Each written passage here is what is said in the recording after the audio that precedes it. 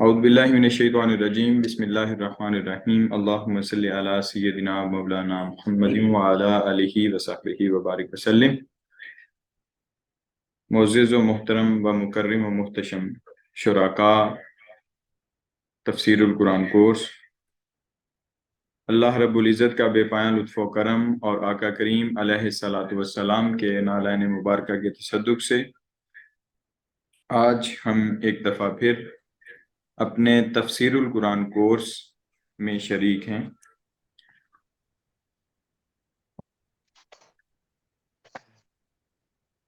آج کا جو لیسن ہے ہمارا، سب سے پہلے سلائیڈز میں آپ سے شیئر کر دیتا ہوں۔ سب سے پہلے اس میں تجوید ہے،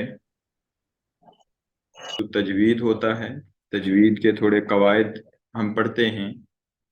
اس کا مقصد میں نے آپ سے شیئر کر دیا تھا تاکہ قرآن مجید کے حروف کو ہم صحیح طریقے سے ادا کر سکیں۔ پھر اس کے بعد دوسری چیز ہم حصۃ الگرائمر یعنی قواعد کے جو حروف تہجی کا بیان ہے، اس میں حروف تہجی کو پڑھنے کا طریقہ ہے۔ سب سے پہلے کہ حروف تہجی کو پڑھنا کیسے ہے۔ حروف تہجی سے مراد الف، با، تا، ثا۔ اس کو پڑھنے کے دو طریقے ہیں، ایک کو مجہول کہتے ہیں اور ایک کو معروف کہتے ہیں، اور معروف طریقہ ہی وہ اصل طریقہ ہے۔ مجہول ہم مختلف زبانوں سے تعلق رکھتے ہیں تو ہم اپنی زبان میں ہم اس کو مجہول طریقے سے پڑھتے ہیں، جیسے مثال کے طور پہ الف، بے، تے، سے۔ تو جب اردو زبان میں ہم ان کو پڑھتے ہیں تو اس سے مراد الف، بے، تے۔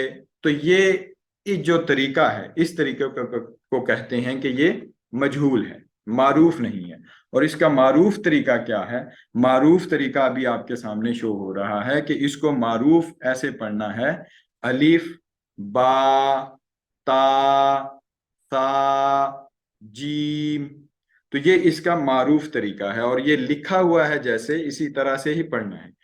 کیونکہ یہ عربی جب تجوید پڑھتے ہیں تو اس کا یہ قاعدہ ہے کہ جب الف آ جائے اور اس کا ماقبل مفتوح آ جائے تو ہم نے ایک الف کے برابر کھینچ کے پڑھنا ہوتا ہے، لمبا کر کے پڑھنا ہوتا ہے۔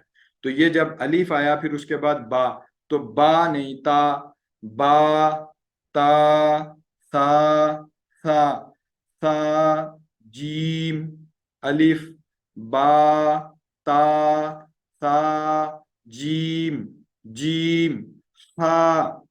تو یہ اب میں تو ان کے مخارج سے ادا کر رہا ہوں کہ یہ کہاں سے ادا ہو رہے ہیں اور کیسے ادا ہو رہے ہیں۔ ہم نے بھی یہی سیکھنا ہے، یہی سمجھنا ہے کہ یہ کیسے ادا ہوتے ہیں اور کہاں سے ادا ہوتے ہیں۔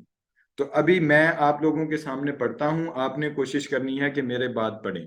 مائک بھلے آپ اپنے آف ہی رکھیں لیکن آپ میرے ساتھ ان کو دہرائیں گے۔ ایک دفعہ ہم نے ان کو ضرور پڑھنا ہے۔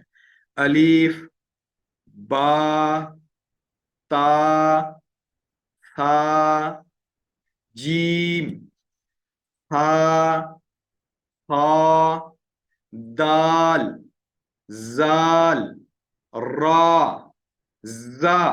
اب میں یہاں پہ زال کو نرمی سے پڑھ گیا اور زا کو سختی سے، کیونکہ مجھے تو پتا تھا کہ زا کو ہمیشہ سختی سے پڑھتے ہیں اور زال کو نرمی سے پڑھتے ہیں۔ تو انشاءاللہ آپ کو بھی یہ پتا چل جائے گا کہ یہ نرمی سے اور سختی سے کیوں پڑھا ہے۔ اس کے جو قواعد ہیں وہ آگے آنے والے ہیں، ہم پڑھ لیں گے، تو کوئی پریشانی کی بات نہیں ہے۔ آپ لوگوں نے ایسے ہی پڑھتے جانا ہے، زا کو سختی سے، زا، سین، شین، صاد۔ اب ہم اس کو مجہول کیسے پڑھتے ہیں؟ سواد، سواد۔ تو یہ اس طرح سے نہیں ہے، یہ لفظ سواد کے بعد الف ہے اور اس کے اوپر بھی مد ہے، سواد، سواد، ضاد، طا، ظا، توئے، زوئے جس کو ہم پڑھتے ہیں توئے، زوئے تو نہیں، طا، ظا، عین، عین، غین، فا، فا، قاف، کاف۔ اب یہاں پہ دونوں کے درمیان فرق ہے، سیم آواز ہے لیکن ایک میں موٹی نکالنی ہے، مفخم نکالنی ہے، اور ایک میں مرکک اور باریک نکالنی ہے۔ قاف، قاف یہاں سے موٹی نکلے گی، اور یہ کیسے نکلے گی یہ مجھے پتا ہے، کیونکہ جب زبان کی جڑ اور تالو کا نرم حصہ ملتا ہے تو پھر یہ قاف ادا ہوتا ہے. قاف قاف. پھر اسی طرح سے کاف کاف. جی جب تالو کے سخت حصے سے ملتی ہے تو کاف ادا ہوتا ہے. لام لام. میم میم.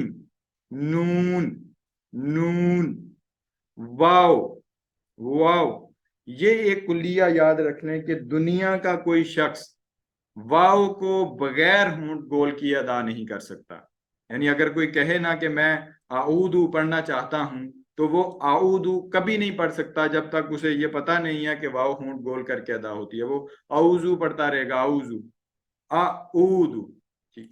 تو واو واو واو اور پیش دونوں کا ایک ہی کلیہ ہے کہ ہمیشہ ہونٹ گول کر کے ادا ہوتی ہیں. پھر اسی طرح سے ہا ہا. حمزہ حمزہ. یا. امید ہے آپ نے میرے ساتھ یہ دہرائی ہوں گی.